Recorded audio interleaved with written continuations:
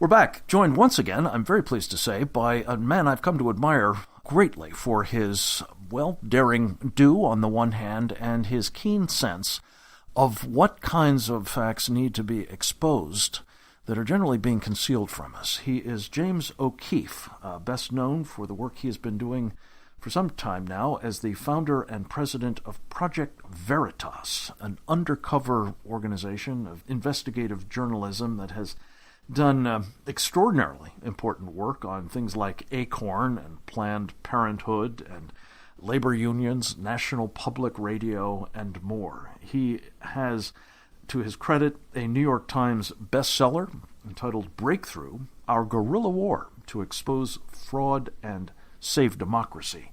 James is a man of many parts, and he has just turned his exposés on the Veterans Administration. Treatment of our vets is a big issue for us here at Secure Freedom Radio, and we're delighted to have you back, James, to talk a bit about your latest findings. Welcome back. Thank you for having me again. So, what did you find when you went undercover in the Veterans Administration, James? Well, a year ago, we learned that there were all types of problems, mismanagement, bonuses at the VA, and, this has been something that I've been wanting to do for some time.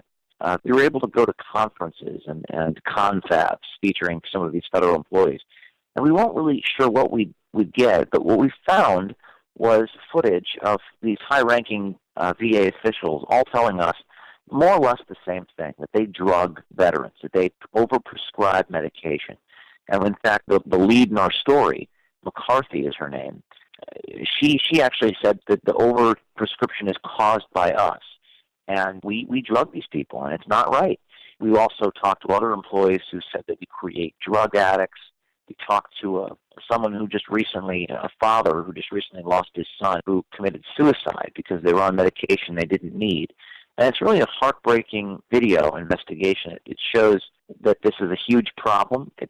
22 veterans are dying every single day, and there needs to be some reform. They can't continue to give out these drugs to veterans who suffer from PTSD. They don't need the drugs. They need actual clinical treatment of some type.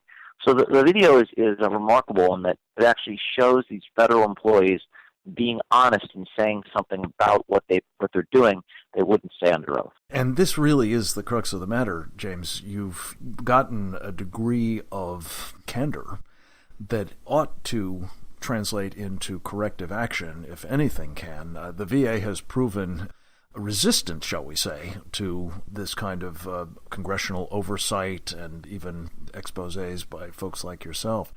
Is there reason to believe that your findings about, turning veterans into drug addicts may actually cause change in the Veterans Administration? I think over time it will. I think in the very beginning they want to circle the wagons, but there was a subcommittee congressional hearing last week where they brought the videos up and they showed the videos in Congress. And it's a heartbreaking story.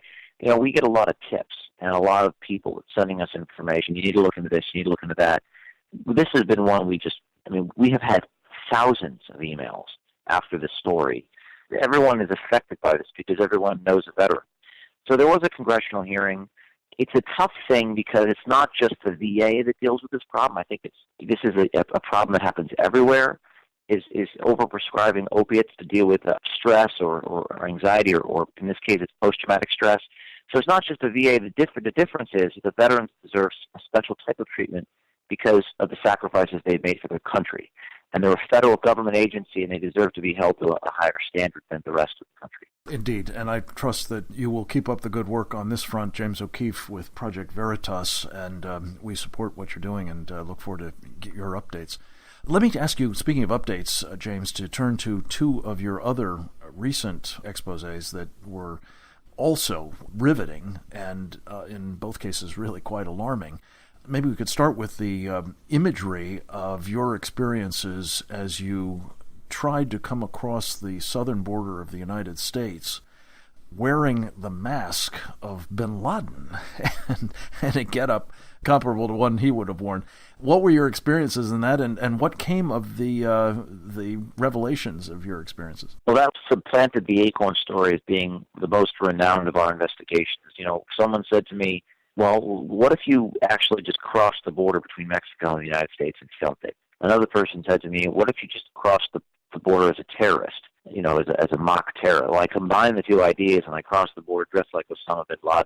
And this was a very narrow stretch of the Rio Grande. People think of the Rio Grande, they think of the Mississippi River.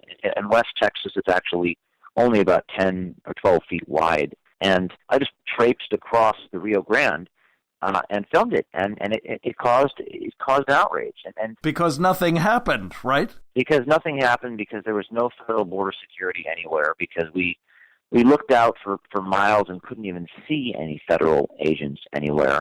There was a fence, but it went for a few miles and then stopped, and then went for a few miles and then stopped, which begs the question, why would you build a half-hearted fence at all? It doesn't do anything. So people in this country are very politically divided on this issue. And I've actually had some libertarians, people who are friends of mine, get angry at me for doing this because the video was so effective. I mean, the video demonstrated just how porous our borders were and how they're lying to us about. And they get angry and say, why would you do that? Why are you against illegal immigrants? I said, look, this isn't about me being against immigrants or anything. This is about our politicians are lying to us about our borders being secure. That's it. And you can be pro-illegal immigration or anti-illegal immigration. It doesn't matter.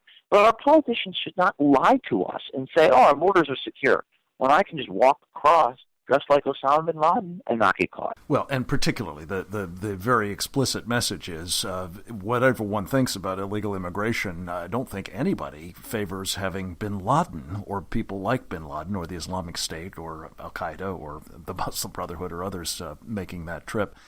James, let me turn to one other of your extraordinary exploits, and that was your exploring how campus authorities responded when students at two different universities asked whether it would be okay to have a chapter of ISIS or an organization supportive of ISIS, at least, on campus. What did you find there, and what's your latest on that? Well, the last we did a story on Barry University in Florida, and there was a young woman, I'll just reveal her first name, Laura, who went undercover into her offices where you start an organization, and she said she wanted to start an ISIS club. She used the word ISIS, unlike the Cornell example where we just spelled it out. We said Islamic State of Iraq and Syria. Well, in the case of Florida, we repeatedly used the acronym ISIS to these administrators on campus.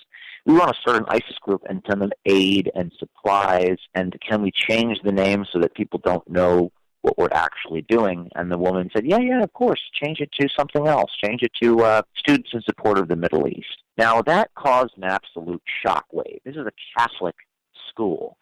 I didn't frankly even know it was Catholic. This is a student who was interested in doing this, and the president of this school started crying in a closed-door meeting with an attorney for this undercover reporter that was now being disciplined. Oh, you've ruined my life. You've ruined the school. The donors are taking money away. And, Project Veritas, we expose things. We expose wrongdoing. And we've sort of let the chips fall for they may. But I think people deserve to know what these schools are doing and their behavior. And if they're willing to sanction and provide funding for an ISIS club on campus, that's a fact that people deserve to know. So this student, what happened was, since I last spoke to you, she was not allowed to graduate. They were trying to kick her off campus. We created a petition campaign. We galvanized support on Twitter and on email. And now she is being allowed to graduate, and she graduated with a 4.0 GPA. They did not give her any B's or C's. She was already a 4.0 GPA, but we were thinking they were going to discipline her. So that's good. It is good. It is good for her. It is good for you, I hope, at Project Veritas, and it's certainly good for the cause of freedom. Again, James O'Keefe, thank you very much for what you do and for sharing the fruits of it with us from time to time. I look forward to talking with you again in the near future. I look forward to talking to the rest of you again tomorrow. Same time, same station. Until then, this is Frank Gaffney. Thanks for listening.